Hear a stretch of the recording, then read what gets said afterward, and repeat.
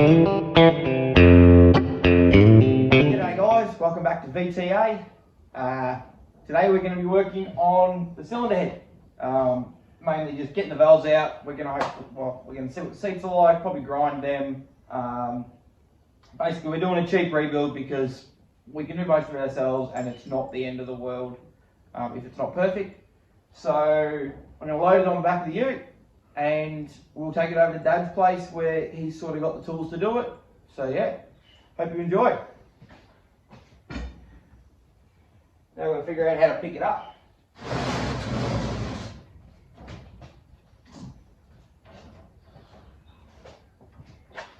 Oh, fuck, it's heavy.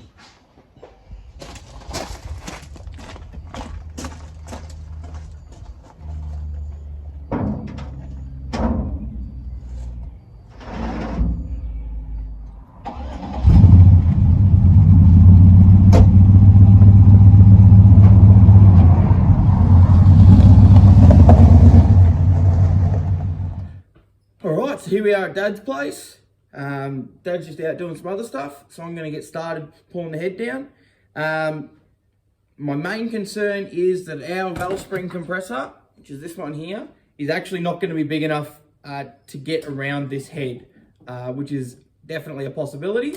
If that happens, then we'll have to figure out another way, which I've sort of got a plan in mind if that's the case, which we can do. But ideally, valve spring compressor and away we go.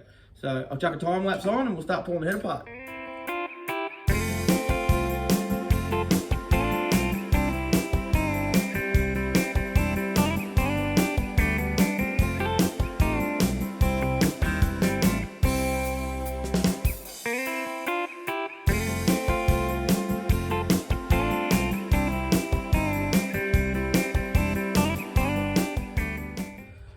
So as you just saw, I got all the valve springs off except one.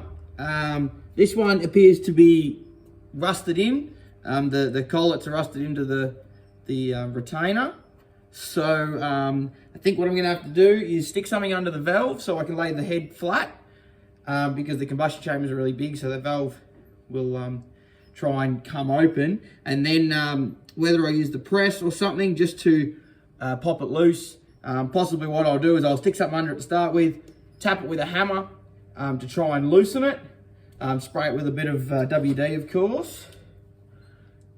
Not sponsored, but if they want to sponsor me, that'd be amazing. And see if we can free it up. If we can get it to pops and freeze up, then we'll be able to undo it with the valve spring compressor like we were doing before. Okay, so first we'll pull all these valves out and put them over here, if I can get them out. They are a bit seized, but I think they'll come out easy enough. Put them in order, because we like to put everything back where they came from, although considering we're cutting the seats, it probably doesn't matter that much. There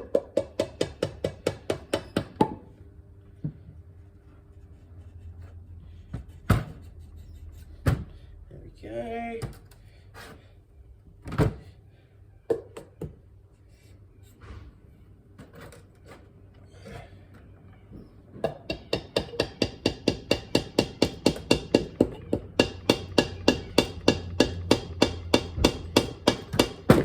Of course, I'm using a soft face hammer to do this because I do not want to damage the end, but I am going to have to use a punch here to knock this one out.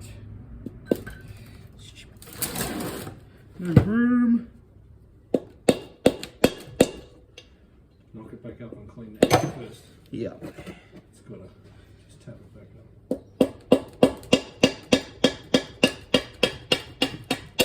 Just use a file around here. Yep. So just got to take a burr off the top of that one. A little bit of file or something. Some new files. That's right.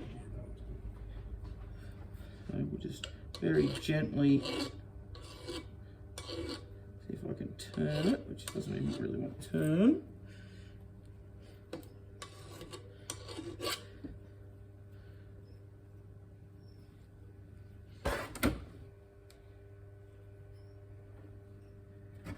Oh yeah, there's a little bit burred over here, but that's all right. So we'll take the little burr off the end of it. And there it goes. There it is. Out she comes.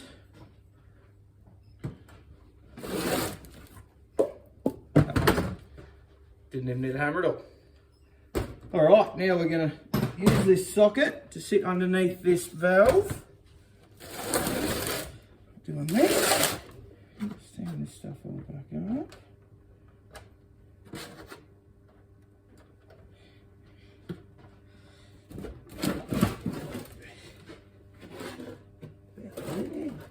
There we go. Now, okay, use a socket, spread the load out, see if I can break this collet free. There it is, that's all it needed. Needed some encouragement. That's it. Now we can pop it back up and take it off, like the other ones. So as you can see here, got all the valves out. The valve seats actually look surprisingly good. I was sort of expecting them to, well, not be that good, but I don't see any pitting. Even on the valves that were open, you can see these dark valves. These are the ones that have been open while it was parked, and the shinier looking ones are the ones where the valve was closed. But even on these ones that were open, can't really see any pitting that won't clean up fairly easily. So that's that. Here's the valves. Once again, I mean, it's got a bit of gunge on it, and there's a little bit of pitting on the valve. But with a grind, I think they're going to come up perfectly serviceable for what we're doing. And even the head surface, it's in pretty good nick. We will show you how we're going to clean that up later. It'd be nice if we had something that could surface it, but it doesn't really need it. The next step is we're just going to clean the valves up on the wire wheel. Try and get all the carbon off them, just get them so we can sort of see what condition they're in. Clean any crap off the shaft that might be stopping it go through the guide properly. Yeah, basically just give them a good clean up, and then we'll move on to cleaning up the head next.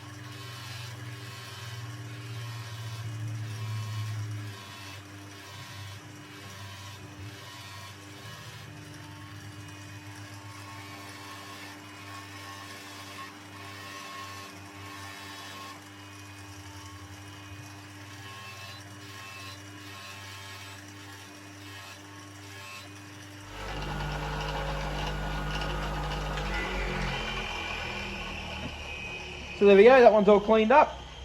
There is a bit of pitting on the sealing surface here, but there is plenty of meat left on this valve, so I'm not worried about it at all. We should have absolutely no dramas in cleaning that up and making it into a good valve. Only 7 more to do.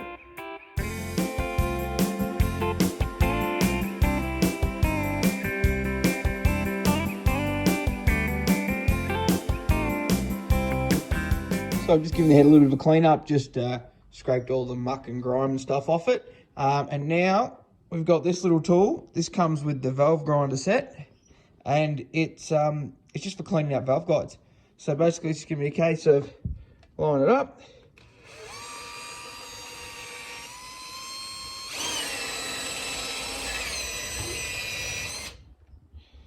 Simple as that. It's not meant to take any material off, so as you can see, those wires there aren't sharp or anything.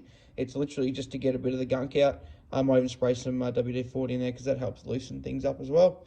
So I'll go through and I'll clean all them up now. Now that we've cleaned out the valve guides and we've cleaned up all the valves, let's see if they all slide in nice and easy and smooth.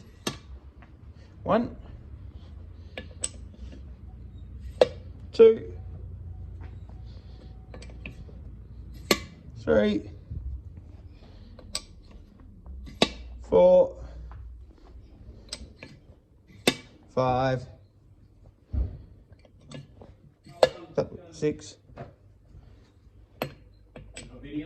I sure am.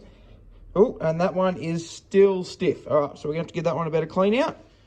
Potentially it's more about the end of the valve, which I might have to take a little bit off. Yeah, it looks like it's a little bit damaged. All right, cool. So we'll clean up the end of this valve. We'll check that last one.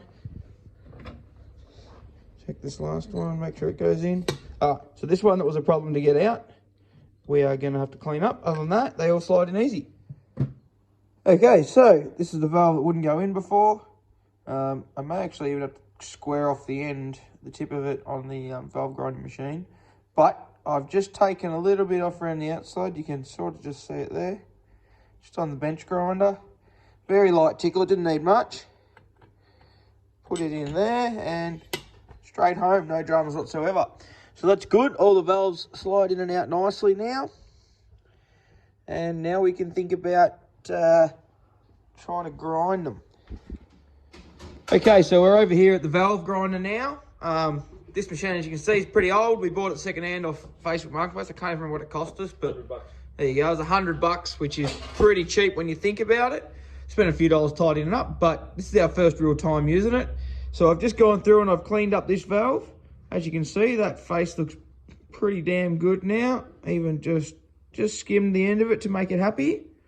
And yeah, so I'll go grab another valve. I'll set this up as a video and you can watch us grind another valve. Okay, so this is our second valve we're going to grind. As you can see, this one's not in bad nick, not really pitted or anything, but you can see there is a bit of lip worn in it. So we're going to grind that off. And also in the end here, you can see there's a bit of pitting on the end. So we're going to be able to grind that smooth as well. So I'll set up the camera on the tripod and we'll go from there. All right, so it's pretty simple. The valve slides in.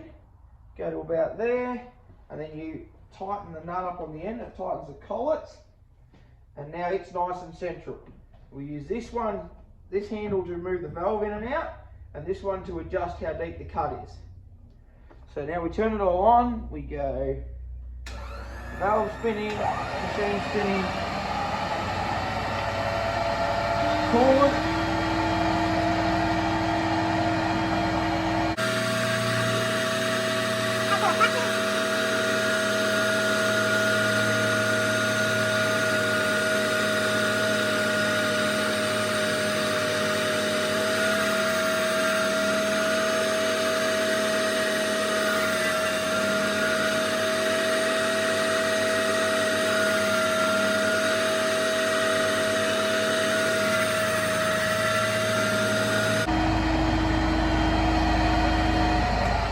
Turn it all off now, and we'll have a look at our surface of our valve.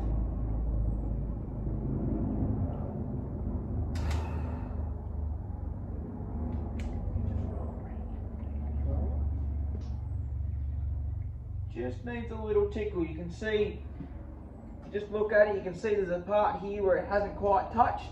It's obviously the lowest point, so it only needs a tiny bit more. Be lucky if it was 1,000th or so, but we'll give it a little touch more.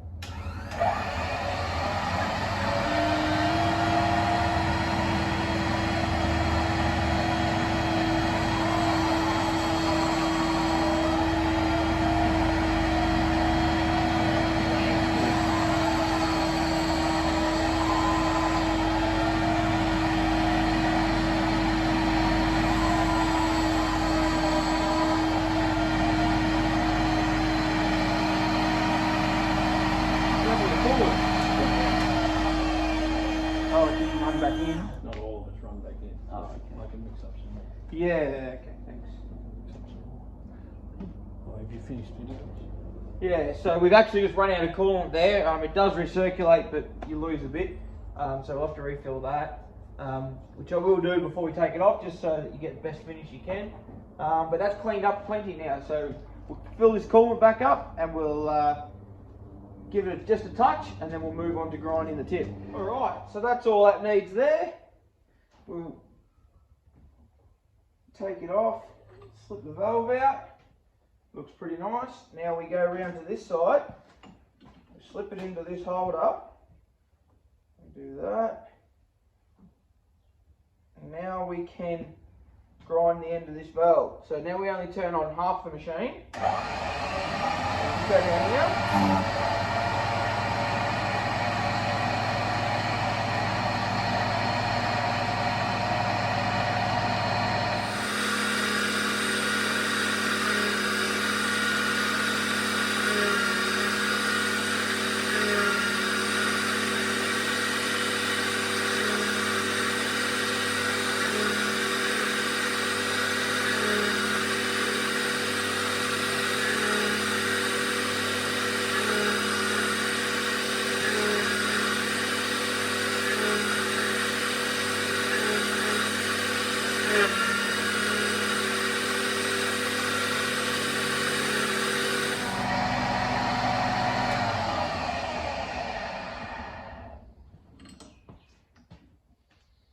Alright, there we go. I've ground the tip.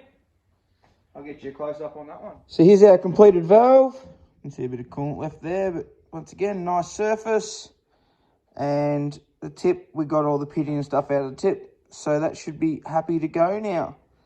Now I've just got to do it another 6 times.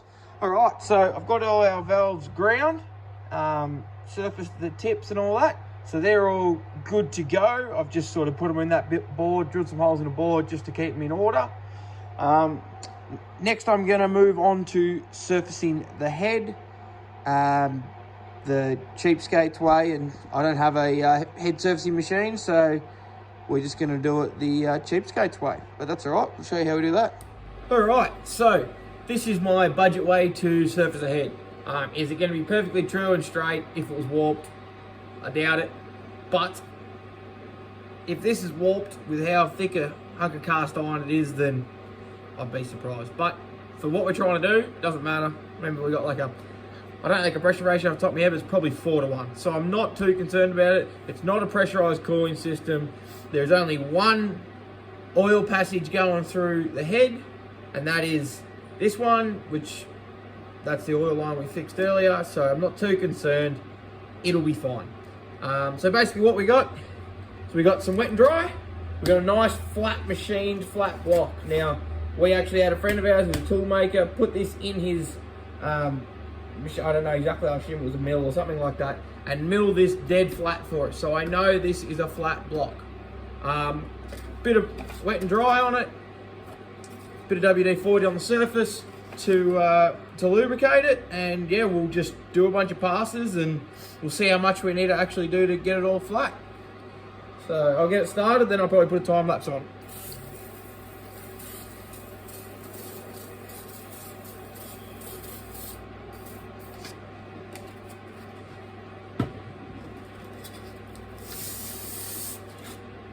One thing I will say is be careful with your fingers while you're doing this. If you are running this block back and forth, which weighs, I don't know, the block's a couple of kilos, but if you're just pushing back and forth not paying attention, and you slip your thumb in there, and as it comes across, you get to here, you're probably going to lose the end of your thumb. So just pay attention to what you're doing, keep your fingers out of the way, and yeah, other than that, it's pretty foolproof, and it actually does a damn good job. So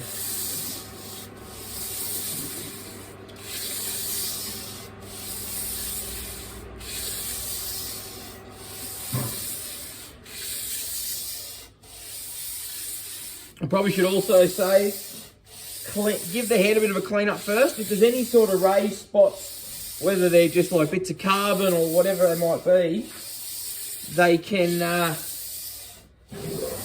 if they're sharp or anything, they'll actually rip your sandpaper. So then you just end up wasting sandpaper for no reason. So just, if there's any high spots, just scrape them off or whatever you got to do. Alright, what we'll do now is I'll grab a rag, I'll give it a clean up, and I'll give you a bit of a close up of sort of what we're achieving. Alright, as you can see, they're the original machine marks, obviously, from when this head was machined, so you can tell actually isn't, you know, you can run your finger through those grooves pretty easily, so they weren't stressed about it being dead smooth originally, so I'm not that concerned, but it's knocking all the high points off and flattening it all out, so we'll keep at it. We're using 400 grit at the moment to really knock a bit off, and we'll go a bit finer before we finish. So I'll chuck it on a time lapse and away we go.